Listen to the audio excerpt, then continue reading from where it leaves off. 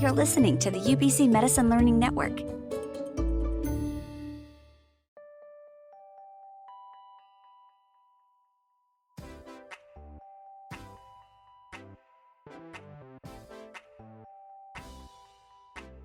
Hey listeners, welcome back to Metamorphosis, a podcast designed to help medical students navigate their medical careers. My name is Ali, and I'm a fourth year UBC medical student. I'm recording this episode from my home, which is located on the traditional, ancestral, and unceded territories of the Musqueam, Tsleil-Waututh, and Stolo nations, and I'm grateful to have lived, learned, and worked on these lands for many years. This is episode 1 of It Makes Sense, a mini-series from Metamorphosis that's aimed at helping medical students learn about basic personal finance, a topic not usually covered during medical school. On today's episode, I'll be covering student loans. Specifically, I'll discuss why I think most students would benefit from taking on student loans. Then I'll talk about how student loans are administered in the province of British Columbia. Next, I'll move on to a brief overview of how you can apply for student loans, and finally, how your student loans will eventually need to be repaid. Part 1. Why you should apply for a student loan.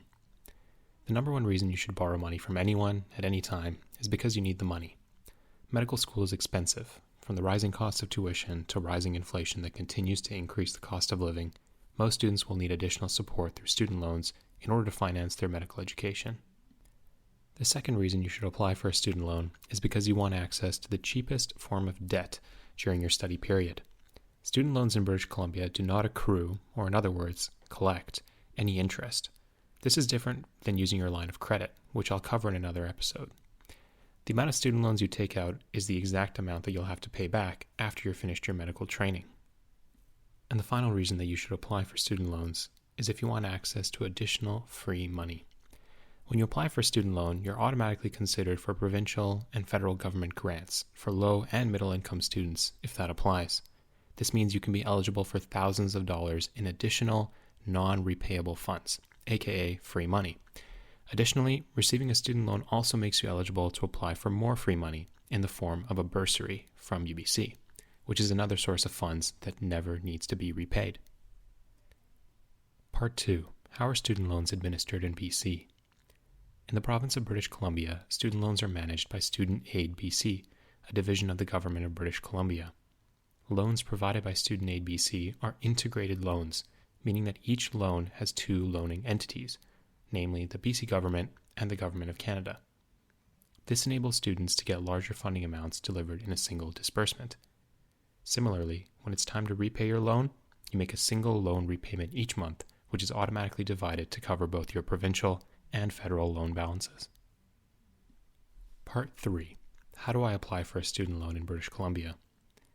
Applying for a student loan in BC is far easier than applying to medical school. You'll need a few things in order to apply, including a valid BC Services card verified on the BC Services Card mobile app, as well as your most recent income tax notice of assessment. If you don't have this, it's probably likely that your parents do, so check with them.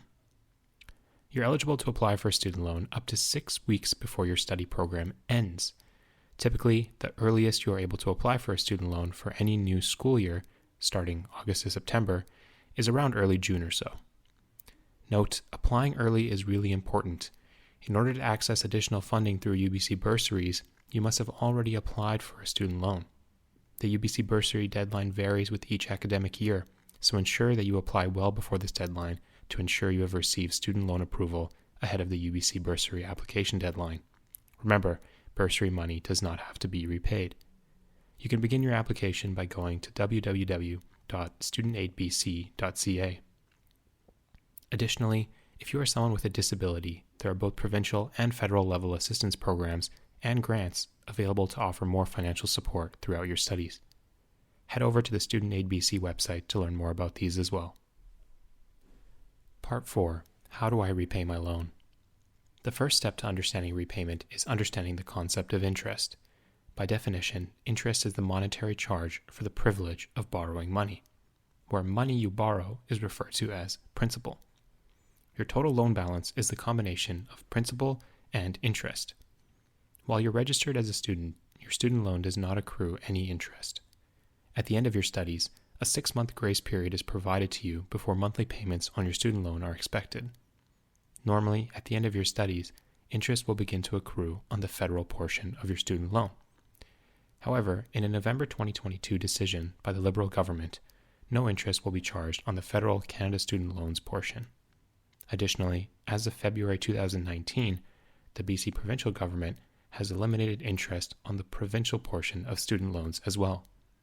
All this to say, if you have taken out a student loan in British Columbia, you'll only be required to pay back the loan amount, or the principal, because neither BC nor the federal governments are charging interest on student loans.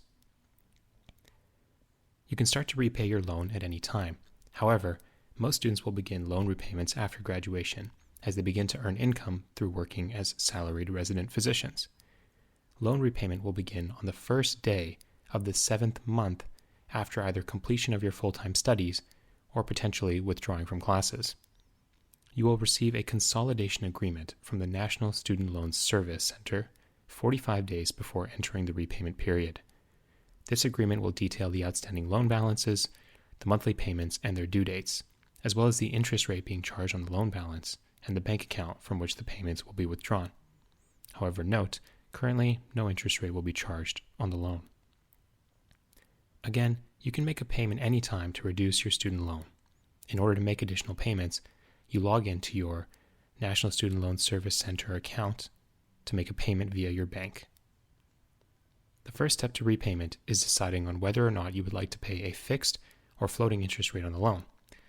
But again, since interest is not being charged on the provincial or the federal portions of student loans at this time, I won't go into further detail about this. However, most people have questions about whether fixed or variable rates are generally better regardless of who they're borrowing money from. Which rate should you pick? There's no clear answer, but in the last several months, we've seen the Bank of Canada respond to inflation by continuing to increase interest rates. Therefore, it may be more beneficial to lock in a fixed rate if you anticipate that rates will continue to rise. However, if we look at the data historically, variable rates have generally fared better than fixed rates when considering longer amortization periods, such as 10 years or longer. The other decision to make is regarding the amortization period, which is the time that it will take you to pay off your student loan. The default term is 114 months, or about 9.5 years. This means your payments will be divided over 114 months, which is the shortest term available, and this results in larger monthly payments. This can be increased up to 174 months, or 14.5 years, which would decrease your monthly payments. There's a helpful calculator available from the Government of Canada to determine which repayment timeline is best for your financial needs. You can give this a quick Google to find it. Part 5. Are there more advanced strategies for loan repayment? In short, yes. Other strategies include paying off your student loan with available space from your line of credit to take advantage of potentially better interest rates or repayment terms. There are also a number of loan forgiveness programs across the country, including a BC program that will forgive up to 20% of the provincial portion of your integrated loan for each year of service in an underserviced community. Resident physicians also qualify for this forgiveness program, so be sure to check this out if it's of interest to you.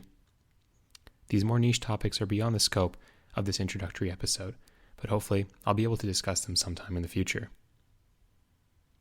So that about wraps up this episode of the MEDamorphosis Podcast, and episode 1 of my mini-series called It Makes Sense, CENTS for reference. Thank you all for tuning in to Season 4 of our podcast. There's plenty more exciting content headed your way from a diverse group of medical students.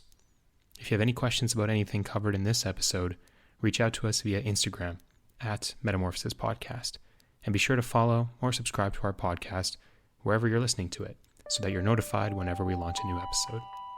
See you next time.